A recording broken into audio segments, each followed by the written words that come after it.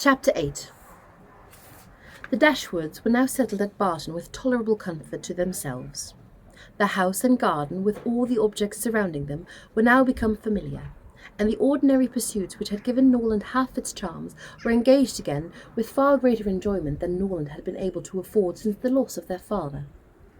Sir John Middleton, who called on them every day for the first fortnight, and who was not in the habit of seeing much occupation at home, could not conceal his amazement on finding them always employed. Their visitors, except those from Barton Park, were not many, for, in spite of Sir John's urgent entreaties that they would mix more in the neighbourhood, and repeated assurances of his carriage being always at their service, the independence of Mrs. Dashwood's spirits overcame the wish of society for her children, and she was resolute in declining to visit any family beyond the distance of a walk.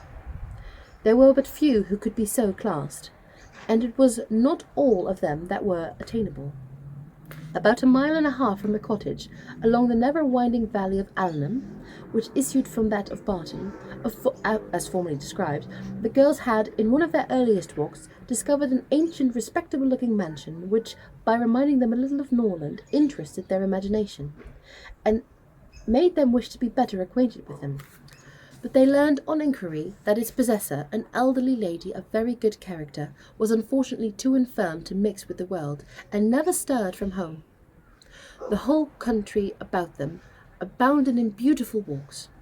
The high downs, which invited them from almost every window of the cottage to seek the exquisite enjoyment of air on their summits, were a happy alternative when the dirt of the valley beneath shut up their superior beauties.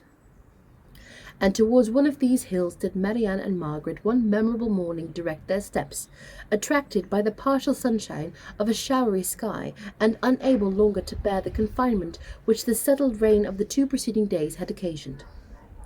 The weather was not tempting enough to draw the other two from their pencil and book, in spite of Marianne's declaration that the day would be lastingly fair, and the ever-threatening clouds would be drawn off from the hills, and the two girls set off together. They gaily ascended the downs, rejoicing in their own penetration at every glimpse of blue sky, and when they caught their faces animating gales of high southerly-westerly wind, they pitied the fears which had prevented their mother and Eleanor from sharing such a delightful sensation. "Is there a felicity in the world," said Marianne, "superior to this, Margaret? We will walk here at least 2 hours." Margaret agreed, and they pursued their way against the wind, resisting it with laughing delight for about 20 minutes longer, when suddenly the crowds united over their heads, and driving rain set full in their faces.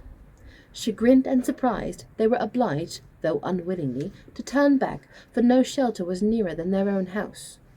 One consolation, however, remained for them, to which the exigence of the moment gave more than usual propriety. It was that of running with all possible speed down the steep side of the hill which led immediately to their garden gate. They set off. Marianne had the first advantage, but a false step brought her suddenly to the ground, and Margaret, unable to stop herself to assist her, was involuntarily hurried along and reached the bottom in safety. A gentleman, carrying a gun, with 2 pointers playing round him, was passing up the hill and within a few yards of Marianne when the accident happened. He put down his gun and ran to her assistance. She had raised herself from the ground, but her foot had been twisted in the fall, and she was scarcely able to stand. The gentleman offered his services, and perceiving that her modesty declined what her situation rendered necessary, took her up in his arms without further delay, and carried her down the hill. Then, passing through the garden, the gate of which had been left open by Margaret, he bore her directly into the house, whither Margaret just arrived, and quitted not his hold till he had seated her into a chair in the parlour. Eleanor and her mother rose up in amazement at the entrance, and while their eyes were both fixed on him with an evident wonder and secret admiration, which equally sprung from his appearance, he apologized for his intrusion by relating its cause in a manner so frank and so graceful that his person, which was uncommonly handsome, received additional charms from his voice and expression. Had he been even ugly, old, and vulgar, the gratitude and kindness of Mrs. Dashwood would have been secured by any act of attention to her child, but the influence of youth, beauty, and elegance gave an interest to the action which came home to her feelings. She thanked him again and again, and with the sweetness of address which always attended her, invited him to be seated, but this he declined, as he was dirty and wet. Mrs. Dashwood then begged to know to whom she was obliged. His name, he replied, was Willoughby, and his present home was at Allenham, from whence he hoped she would allow him the honour of calling to-morrow to inquire after Miss Dashwood. The honour was readily granted, and he then departed to make himself still more interesting in the midst of a heavy rain. His manly beauty and more than common gracefulness were instantly the theme of general admiration, and the laugh which his gallantry raised against Marianne received particular spirit from his exterior attractions.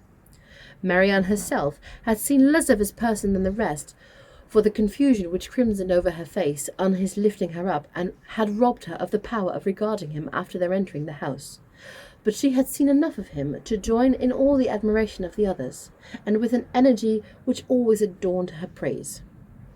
His person and air were equal to what her fancy had ever drawn for the hero of a favourite story, and in his carrying her into the house with so little previous formality, there was a rapidity of thought which particularly recommended the action to her.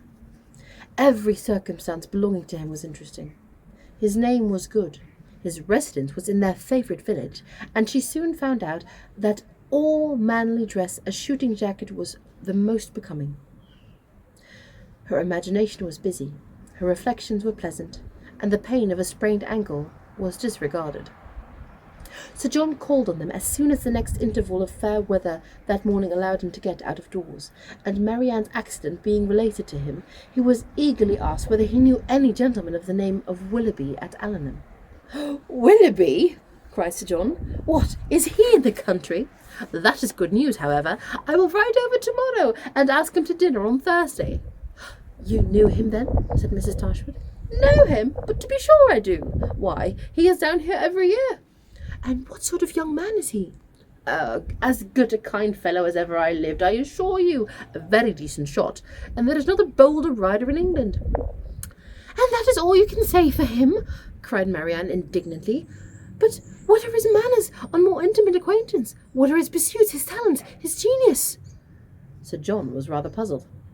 "Upon my soul," he said, "I do not know much about him as to all that.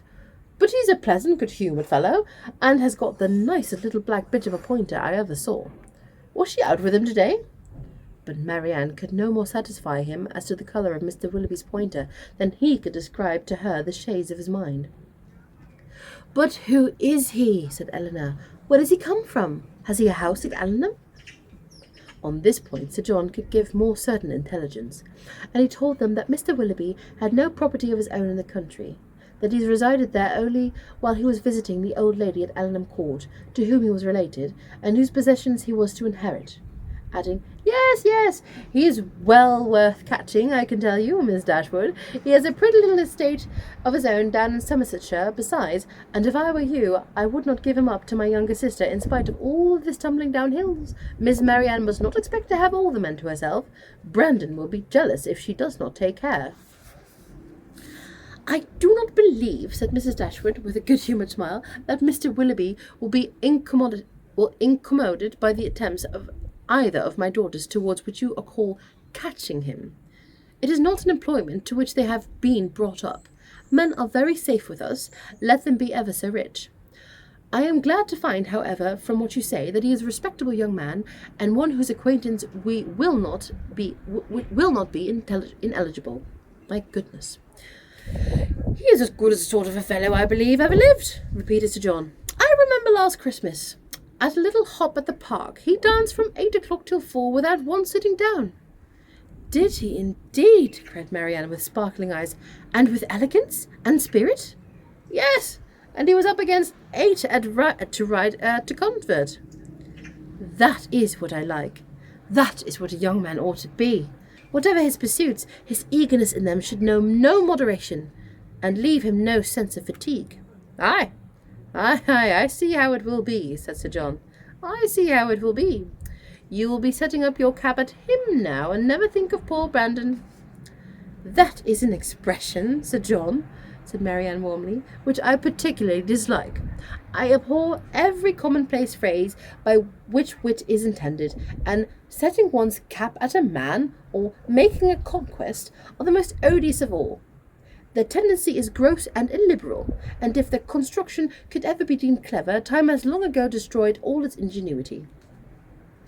Sir John did not much understand this reproof, but he laughed as heartily as he ever did, and then replied, "Ay, you will make conquests enough, I dare say, one way or another. Poor Brandon, he is quite smitten already.